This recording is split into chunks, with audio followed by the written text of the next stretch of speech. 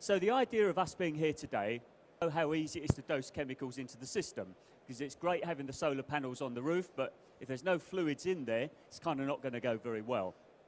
So what we have here to enable us to do that is a solar flow pump.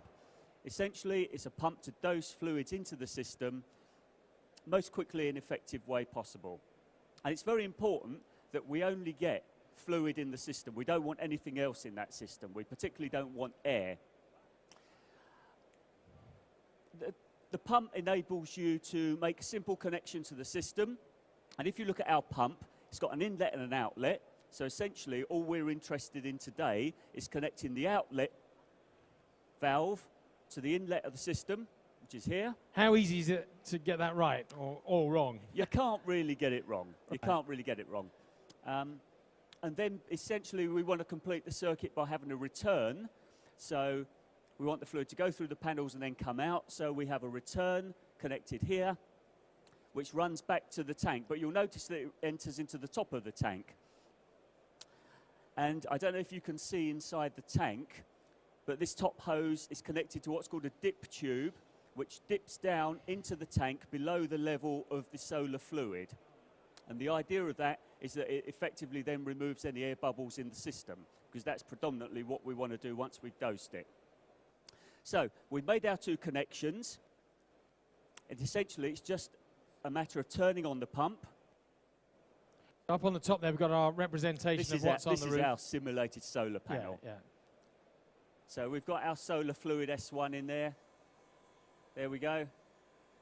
So just flushing it through, flushing out the air. And that's it. And basically, we let that circulate and circulate until we see no more air bubbles. And we'll also look inside our tank to make sure that there's no micro air bubbles coming out of that dip tube. And you'll see it as a sort of they call it a meniscus. It's like a layer of micro bubbles on the top. When they stop forming, you know that the system is full of fluid and not air. The pump will cope with most typical domestic systems. So this pump has got a 25-litre capacity tank, so pretty much most of the stuff that you'll come across in day-to-day use. 27 litres a minute flow rate, so fine, we need a good flow rate to enable us to get the fluid in as fast as possible.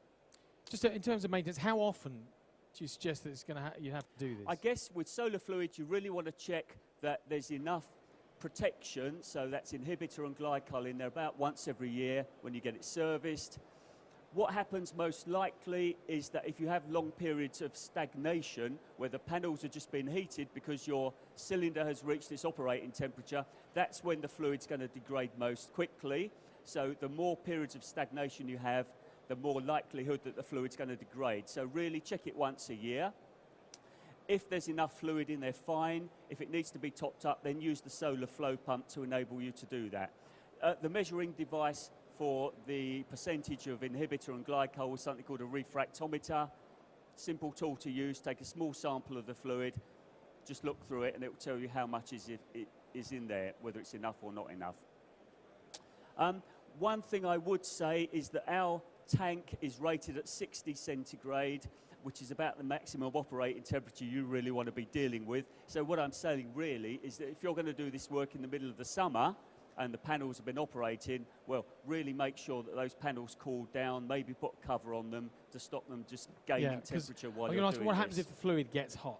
Well, there's a scalding risk, obviously, and we really don't want to either thermal shock the panels. If those panels on the roof are very hot, we don't want to put a cooler temperature fluid in there, which can also affect the efficiency of the fluid. So it's very important that we try and stabilise that as much as possible. But it's pretty straightforward. Pretty easy. If we can do it, pretty much anyone can do it.